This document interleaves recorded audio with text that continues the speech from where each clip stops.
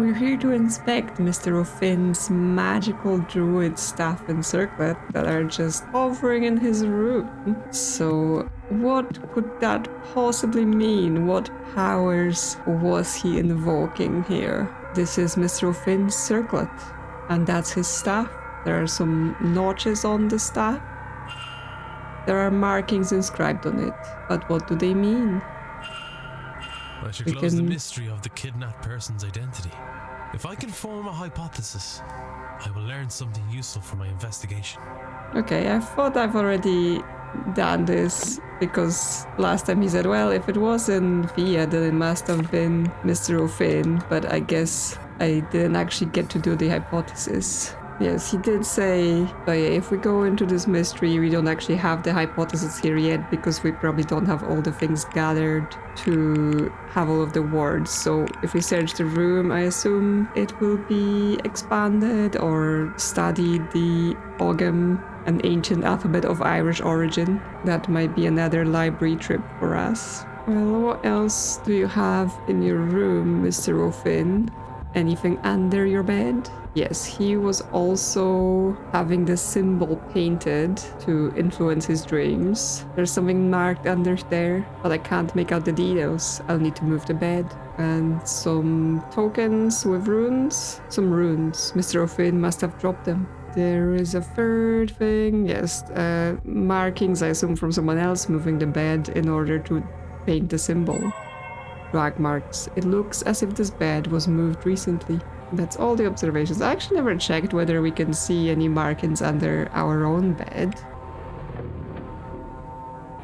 The symbol. This is the same markings as under Miss Deane's bed. Was he an intended victim? Was he meant to walk to his fate too? But then, why was he attacked and taken? Is there another party involved? Or did the kidnapper find themselves needing to act suddenly for some reason? I mean, it also might be that he was able to cast protection spells, or even that I see this on the ground here. It looks like basically some sort of sleeping mat or sleeping bag, so he was not sleeping in the bed and therefore he wasn't being affected by the symbol. Can't search the bed anymore, so I assume there was nothing in it. But yes, there is this bedroll. It looks as if he slept on the floor by the fire. Might this have saved him from the magic trap under his bed had he not been kidnapped? Yeah, I think that's what it was. He was inadvertently, because he was like, probably, you know, I'm a druid, I live naturally, I don't need a bed, saving himself from this. There is a nightstand, but nothing in it. Dressing table, nothing there, but yes, there's stuff here. Druidic sack. Bag full of ritual components, maybe. A flute, bones, stones with Ogham carved into them, and tiny bird skull. Yes, this is the Milesians symbol, because this is what was also on Miss Deane's papers when she was talking about being descended from the Milesians. This could really only belong to Mr. O'Finn. Wait, the symbol on this bag, it's the same as Miss Deane's had in her notes. Does that mean Mr. O'Finn is also descended from those ancient bloodlines? Would that be why he was taken too? Okay, now we can form the hypothesis. But we can also look around further. Nothing in there, nothing in the wardrobe. I mean, he may have just not had anything here. Why is this pheasant so red? Well, I guess the only other thing is the fireplace. The fire's dying out. And nothing hidden in this one. Well, let's get the hypothesis done then. That's about Mr. O'Finn, not about the missing person yet. Let's have a thing. Domhnall O'Finn's goal was to something the something, as it is his something as a something of the something. Yes, he wanted to protect the place as well, similarly to Fia, right? They're both like in the ancient traditions, and they think this whole ritual will bring bad things to the situation. Domhnall O'Finn's goal was to protect the land, as it is his ancient duty as a descendant of the Milesian rulers. I know what happened here. So Mr. O'Finn is of an ancient bloodline of Milesian sorceress, as is Miss Deane. Is that why they've gone missing? Yes, that would link them, that not only they're magical and practitioners of various traditions of magic, is that they're actually related to the Milesians. There are 3 such bloodlines. Is there a descendant of that 3rd line? If so, then who? And the goat, the shadowy figure, is trying to collect them all. And were they brought here? Then taken because of their ancestral relationship with the Tuatha Dé Danann and Guivnu? We're getting deeper into the actual, the main story here, I think, because obviously a lot of this game seems to be just side questing with all the different people, and obviously it adapts to the mystery and everything is related to the seance, but yes, we actually came here to figure out what happened to Miss Deane specifically, and then we were just like, oh no, what if I get into everyone's business instead? She can wait. That still lowers the device, even though we didn't directly prevent the druid from going into the seance. The 3rd light is gone now. What thresholds do these lights measure? Is this linked psychically to my head, into my understanding of all those people? Here it goes further into eliminating the suspects. Now, I had a thought about the ball, because part of the ball, obviously people were there, they were obscured by the different visuals we were seeing, and I had identified the druid as maybe being the tallest person of the ones I was seeing, right? I was going oh, is that the druid, the tall guy? But then rewatching it, I realized that from the voice and the accent, the druid was actually, I think it was the drowned man in there, and therefore the very, very tall person, I could not place their voice at all, and I'm wondering if it's the ancient god Guivnu sneaking into the ball, and that's how he was able to carry out the druid, right? Because one of the things about kidnapping the druid is that he's a fairly large man and you would need quite a bit of strength to be able to carry him. Of course, you could do it through magic, but they weren't using magic, they were specifically actually carrying him physically. So the god, that's obviously twice the size of a man, would also make sense, but that obviously just leads us back to the god. It doesn't lead us to the identity of the person that was seen casting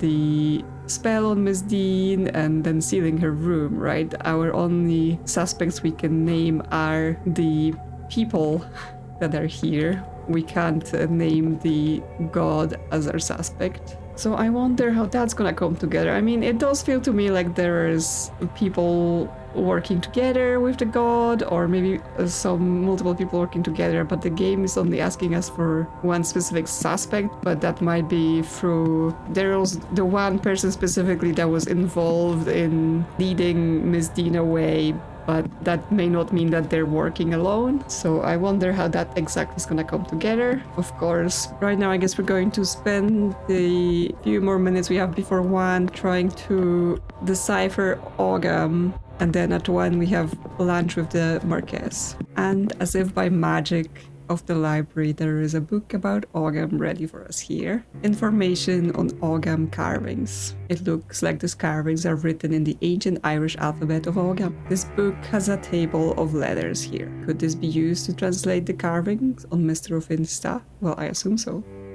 I need to translate the carvings on the staff. Yes, so it's just matching the patterns. Each letter is comprised of several lines. Which letter matches each set of lines? Well, let's just go through then. Because we just have either straight lines or diagonal lines, and then it's the count of them. So it's just fairly simple. Match the patterns, though it's possibly gonna be in Irish as well, because obviously he wouldn't be spelling English in Irish. So hopefully our character actually speaks Irish and can just translate for us.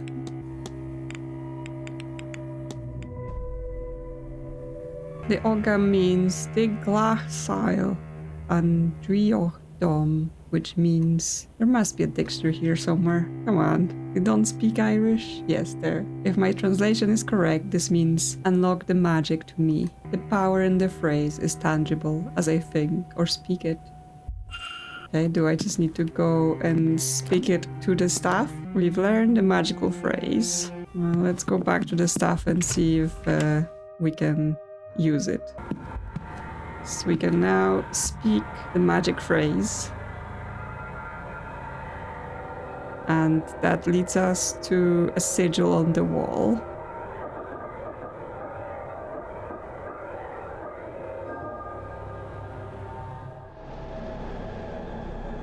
We've activated the magic powers. Oh no.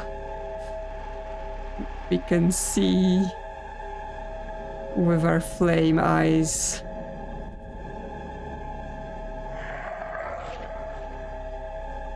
Excuse me.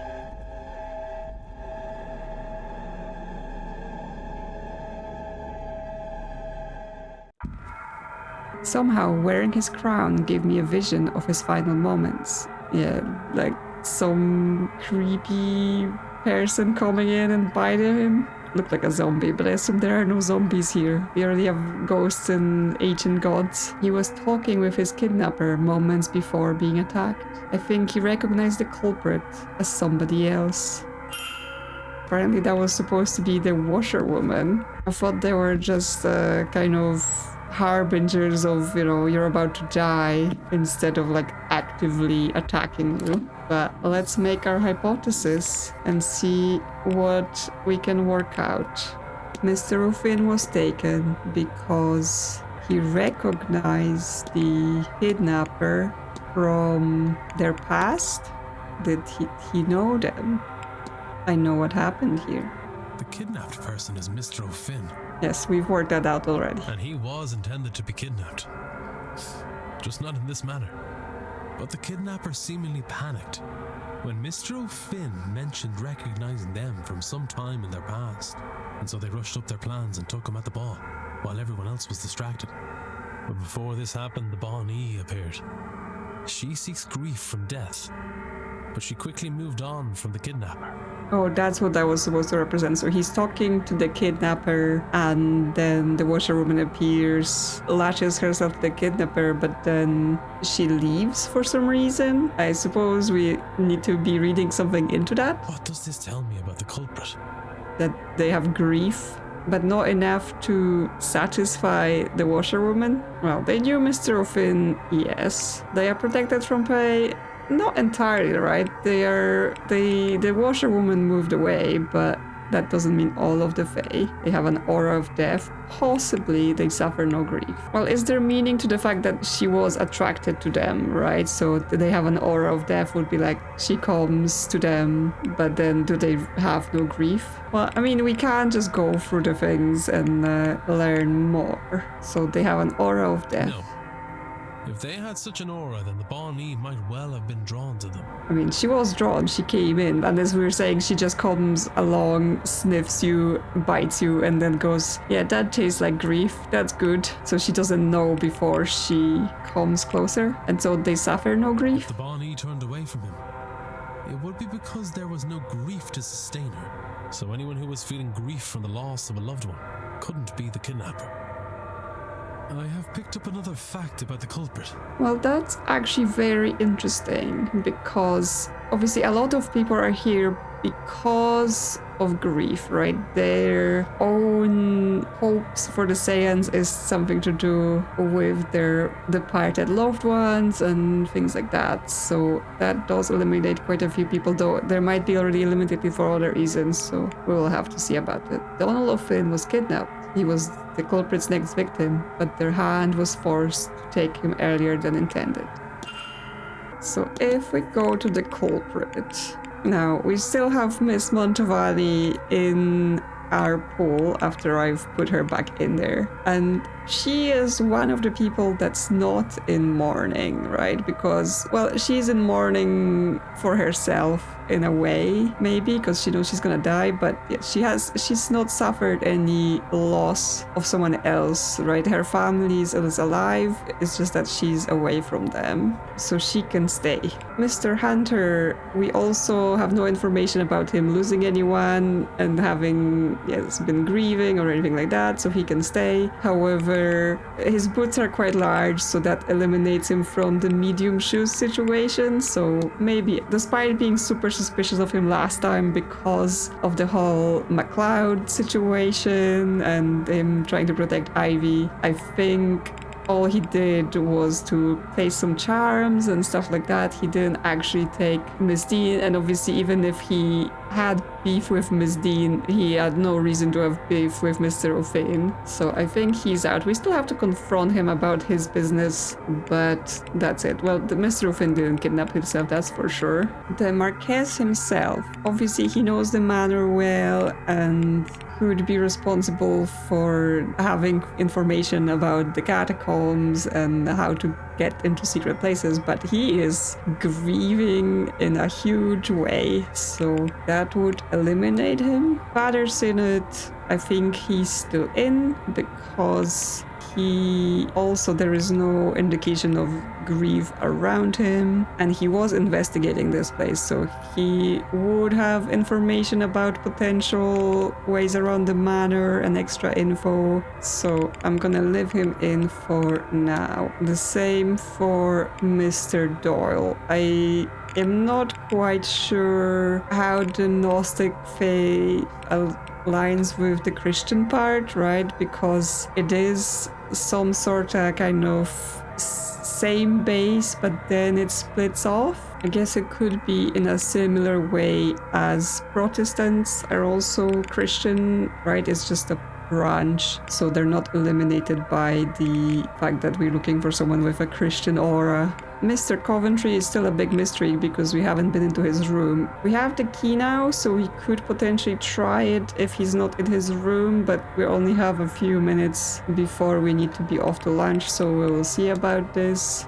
He did claim he's lost a wife, but then he claimed 2 wives, so he might quite possibly be lying about that entirely, and therefore he could not be in mourning. We don't know enough about Mr. Varley to eliminate him either. I think he doesn't live in the male dormitory quarters. I think he might his own quarters because like he's the manager and all that, so we may have to find his room separately when we can access the basement more. And obviously young Mr. Blake, I don't think he's doing it because, he's just a child, and therefore he wouldn't be running around kidnapping people at the ball. And also he's also hugely in mourning. Well, at least for now, that should be the revised information. But let's see if Mr. Coventry is in his room. Can't hear anything. Doesn't look like anyone's inside. Well, we're about to be inside there then.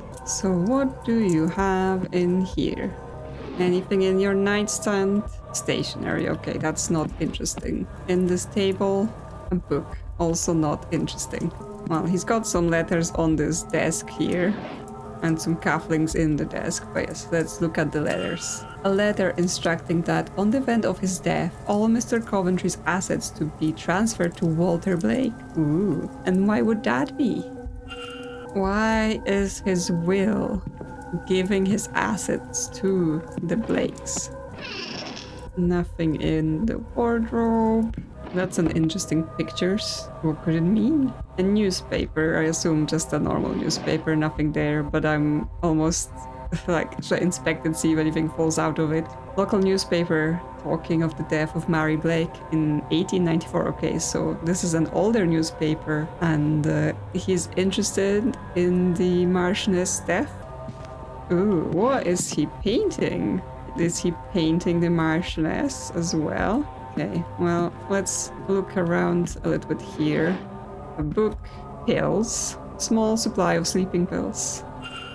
Letter folder, work correspondence addressed to Simon Coventry. It appears to be a list of ring sizes, along with some figures listing the prices of requested diamonds for Coventry's jeweler business. And that's his actual business. Here's his schedule. Mr. Coventry's schedule for this weekend. I have noted his movements in my timetable. Well, a bit late, right? We're like halfway through the final day, but okay. So this picture he's painting here, a portrait of a lady. Is this Miss Deane? This is unexpected. Okay, it's Miss Deane, not Mary Blake. Like, with the art style being quite sometimes not super detailed, sometimes I'm like, who is this supposed to be? And especially if it's like all the women just having their hair up. Interestingly, because she also has this brooch here that's like purple, which is something that we've seen on Miss Quinn as well, but she's got a different hair color. There is painting supplies. Where is painting supplies? Okay, nothing special. There is some books on the table. History book, local book. The Blake family specifically history book. And now I'm like, I have 4 minutes, so I want to make sure I'm not missing something in the room before I leave. But yes, let's check out this history book then. A book on the Blake family and the manor. It has been well read and annotated. For a man driven so much by his wife's recent death, he has no mementos of her in his room. Yeah, I mean, because he's maybe lying, we consider that. And a local book. A book of this region of Ireland. All Blake holdings are marked out on it. But yes, what is he trying to do? Is he trying to take over the place? Is he trying to take the place of the Marquess? Is he trying to prove that he's the rightful owner? But then he's writing a will where he gives away his assets to the young master. So what is the meaning of that? I think we can still look at those paintings here. Various unfinished paintings. He has a talent, no doubt. And that's about it in here. Unless we want to look at his cuffling.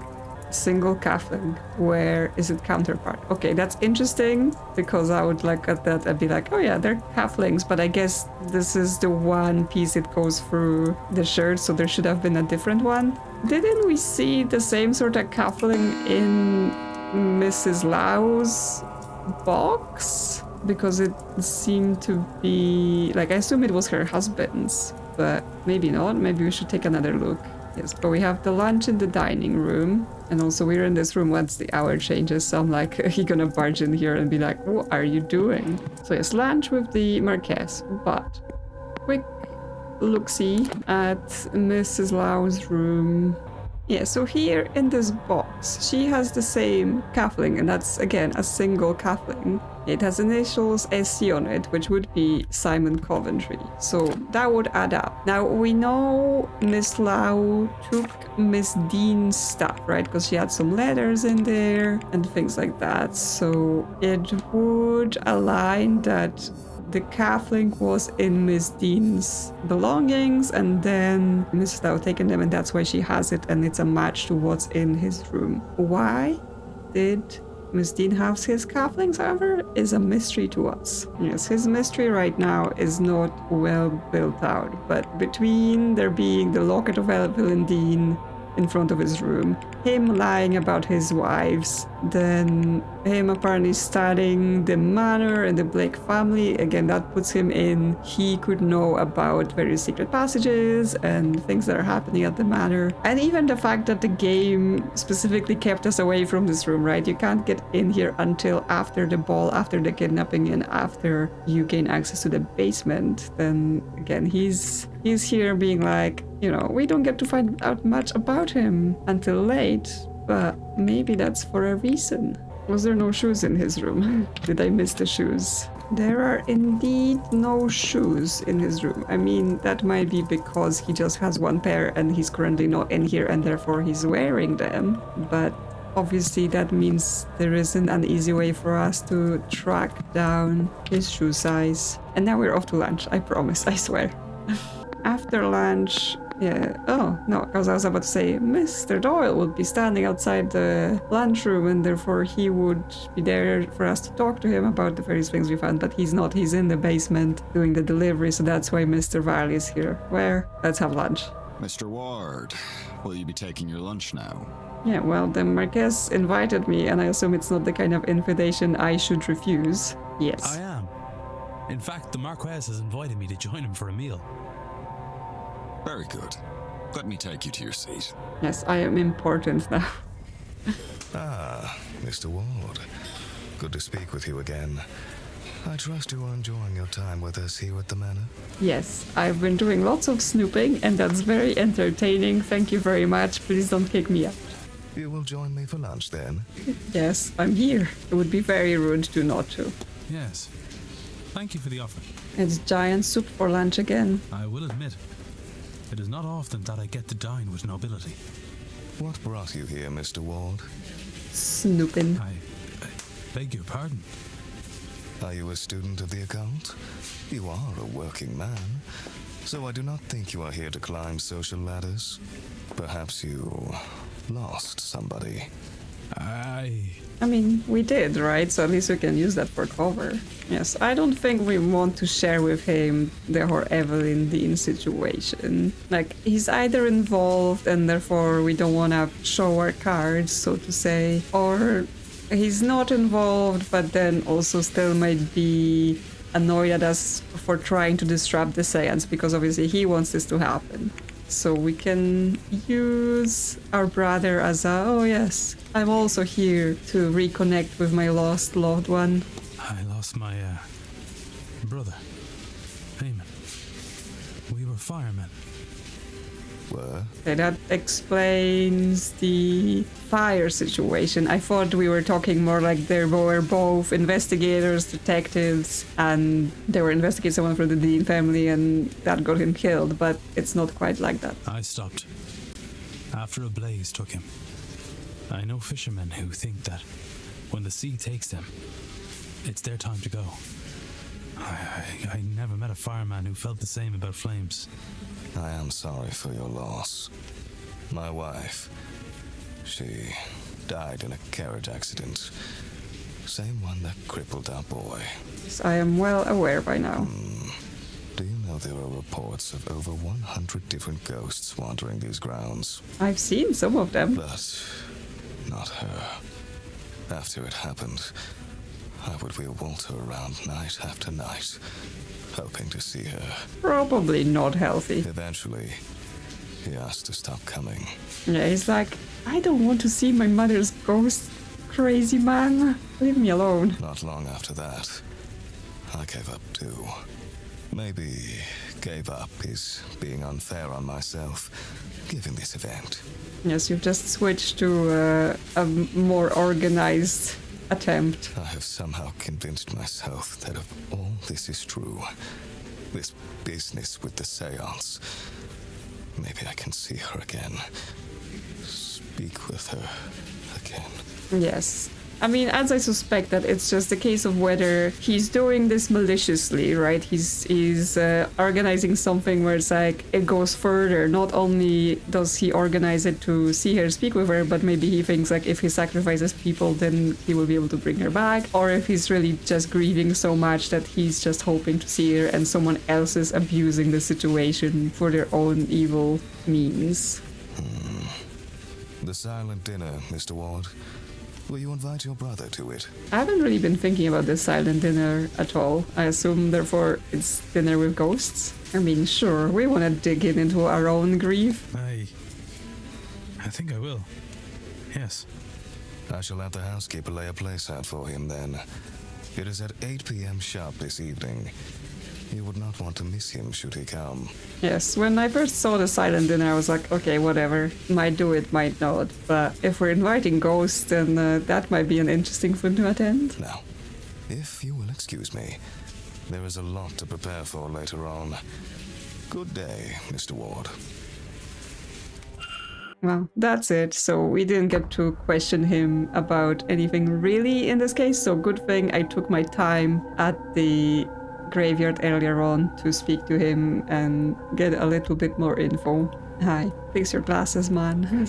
What are we on to now then? So we need to attend the silent dinner in order to advance the Marquess investigation, and we have to get into the residence, but then apparently some other key I don't yet have. So we could go around and open other doors to the basement, see if it leads anywhere where we can access right now before the delivery finish. I also apparently didn't search their laundry well enough because it's still an open thread. So I may have to return there and click on the extra items. I was like, oh, I don't need to click that because it's just a normal thing. So let's go around and see the basements, and if we can't do the basement, or if we can't do the basement even, do the laundry. Because yeah, we have to wait till after 2 p.m. for the delivery to be fully finished. So there's this eastern basement here. Ah! You're not supposed to be here. Back the way you came, alright? Of course. I think I got lost is all. No harm, just be on your way. Okay. Yes, so this side leads me to the other delivery area, but obviously not right now. If they see me again, I'm definitely getting kicked out. So once they give you you lost, but I assume after gonna be worse. But I think in the other tower was where there was another entrance to the basement, so I want to see if that one will get me somewhere where they're not currently standing around. So actually we now have a map of the basement, and from the west tower, yes, there's access here and there are some rooms here, but it also approaches the corridor where they are standing, so we'll have to see if it will let us do it or not, and what those rooms are here. If not, we can go back outside and get to the laundry that way.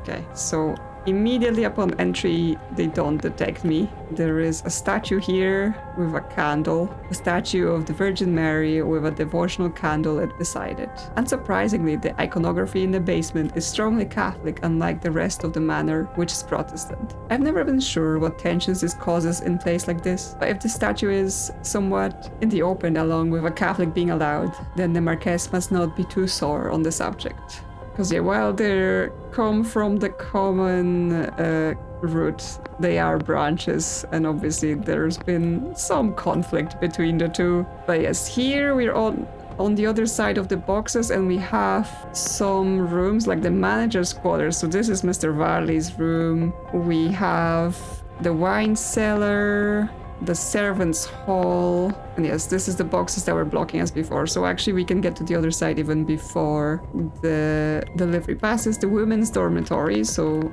for like the cook and the housekeeper, and there's more boxes and they're standing behind there, so no business there. Well, let's therefore search Mr. Varley's room. Mr. Varley's upstairs guarding the dining hall, so I assume he's not in there. And he's not hiding anyone in there, so we can go right in. Oh, it looks like I need a different, probably more specific key. Okay. Oh yes, because I think I just picked up men's dormitory. Mr. Varley does have a safe in the manager's office, and I did assume that probably in his quarters would be where we find the clues to getting into the safe, but it might be the reverse. Maybe the clues are already out there and we need to get into the safe to get his key, or maybe he has the key on himself and we have to somehow swipe it off him. Okay, well, that's for later. What about the wine cellar? No one's in there. We can enter. Yes, that doesn't need a more specific key. Okay, slightly spooky in here. Got any good wines? Like, we can inspect the crates, but without knowing I'm looking for something specific, I'm not sure I want to be looking into every crate. Or like, unless I see something there that may look like there's an object. There are different names on the crates, so I wonder if that's for some reason significant. Candelabra is also inspectable. Bottles, barrels, any ghosts getting drunk in here? Ooh, this barrel is inspectable. This one specifically. Half empty by the sounds of it. Okay, okay, not that interesting. I was like, what? Inspectable barrel? What could that mean? Well, apparently nothing right now. There is something in here, logbook. A logbook of inventory, and which casks have been opened and when. Is that important? I assume not. Another barrel we can just randomly inspect. Full of wine, I'm sure. Or perhaps it's beer. Well, open it and see. One is missing here, but honestly, they've got so much. Who knows if that's important or not. There's a place that's closed with a combination lock, because that's where they keep the good stuff. And this is the last open section. Oh, we can use the wine rack. Does it move and reveal a secret entrance? There's room for more wine in this place than the hotel could ever possibly need. Yeah, but you know, people collect this stuff for value and to show their rich friends that they got their rich wine. Why does it say use? We use, but it just talks about it. But I assume it might be because we need to find out that this is how movable. Like, it has handles on the side. But the other ones have handles? Yeah, they do. Okay, so it's just more visible because of the highlight. I mean, there might not even be handles. They might just be like decorative. But yes, the use, it's telling me this is probably something more, but I need to dig further. So there is a wine list. It looks like a guide to the vintages kept here. Yes, there is a wine list and it has years on them, and that might be of importance. And especially because there is a combination lock here to get into this room. And there's a key in there, so we definitely want in.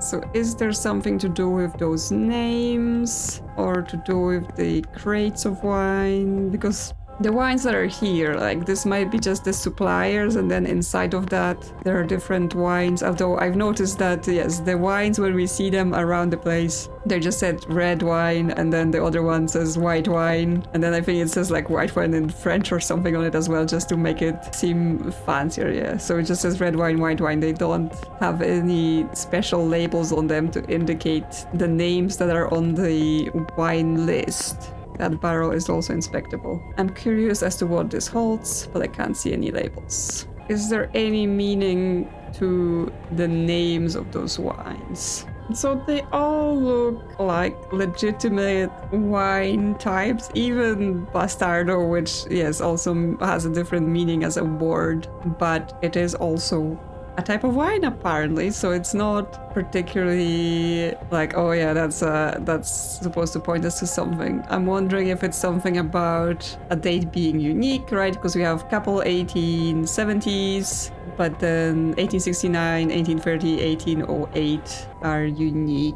So it's 1727, and so it's 1690. Oh, 1690, that would be quite an old one, because it would be 200-year old even by the time in this game. I was like, is any of those implausible by the timeline? But no, they're all possible. And obviously they would have old wines here because, well, they're expensive.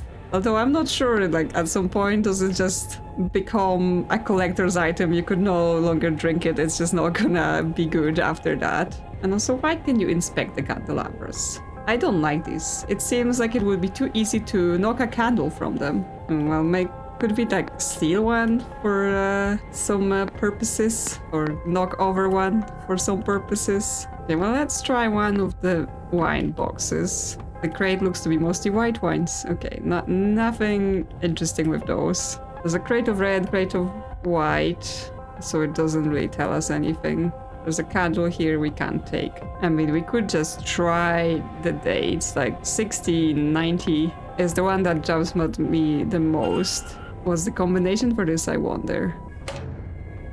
Yeah, that's not it. But it only costs a minute to go to the lock, and then it's free, so in theory we could just try them all and see if it works. Of course it may be none of those and I'm just wasting my time, but it would be silly not to try. Okay, can confirm it's none of the wine years. It was a worthy try, but I guess too obvious. And so we'll need to find more info and try something else. So I think we'll leave this place for now and explore some more, because we still have the women's dormitory and the servants' hall, assuming we can open them. So there's no one in the servants' hall.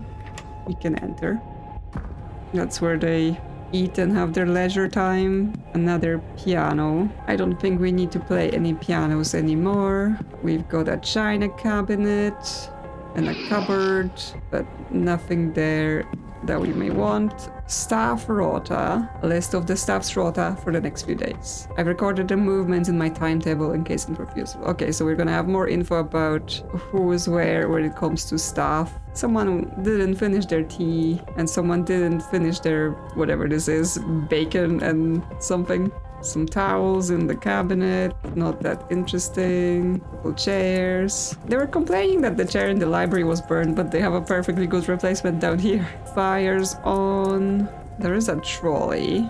I don't think there's anything here of note. Wood varnish isn't going to help me. You never know. Never know what could come useful. They also have books. Mostly cookery books, but there are a couple of horse care here too. Well, there is a desk with various things. Nothing in the bin.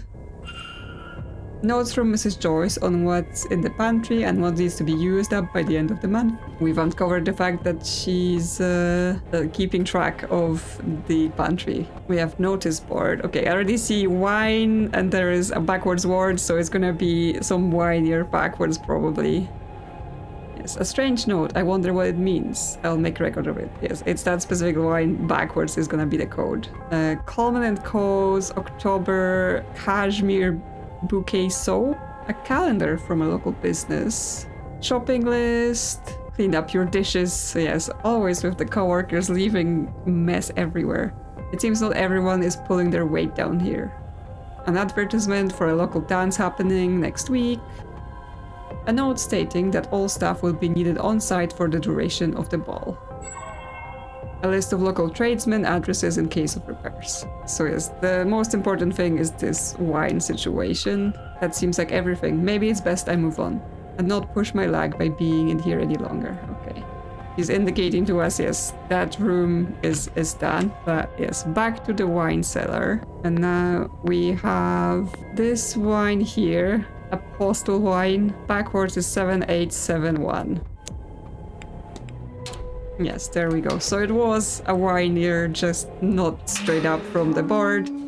Which makes sense, because they wouldn't just have to brute force it. They would have us figure it out. Okay, the key, what is it for? A small key, small enough to go unmissed, one would hope. The label says manager's quarters. Okay, Mr. Varley, we're getting into your stuff. So again, seems like his room first, then the safe. He's saying that's everything here. We don't need to get anything else, but I want to look at those notes. List of places in the manor, all struck off. Is somebody looking for something? Okay, yes. Well, we know Mr. Doyle is in theory looking for something, or was, but he can't remember. So that might be from him. Okay, but it's nothing else really. Like there's a bottle in a glass, but I'm not sure we care. Jesus, that scared me. Okay, this has closed and I can't open it. This is where that wine rack was that was saying use. I don't know, if I leave and come back, will it... Oh no, they all closed. If I leave and come back, will they reopen? No, they're all closed now. We can't get in. The ghosts are holding them closed, even though I'm still suspicious of that one wine rack. Oh well, maybe later we can convince the ghost to let us in. Well. Now we have the key. We could enter the manager's quarters and snoop on Mr. Varley's business. He's also got this very red clock. So now that's a second thing I've noticed, right? There was a very red pheasant in Mr. O'Finn's room, and there's a very red clock in Mr. Varley's room, but it's not interactable. Is this something to do with the dream leaking out? Because obviously the dream was very kind of red colored, and we were talking about things, the reality being changed by it. Are there more objects like this that I should track down, and will it tell me something? Interesting. Well, we're in Mr. Varley's quarters, but I think we will leave them for next time, where we will get into this. And then we still have the women's quarters as well. So more and more snooping ahead of us. Plenty mysteries to uncover. And then even more after the delivery has finished. So hope you're excited for more basement time. Let me know in the comments. And if you enjoy my content, consider liking and subscribing. Thank you to channel members for supporting the channel. And I will see you soon on another adventure.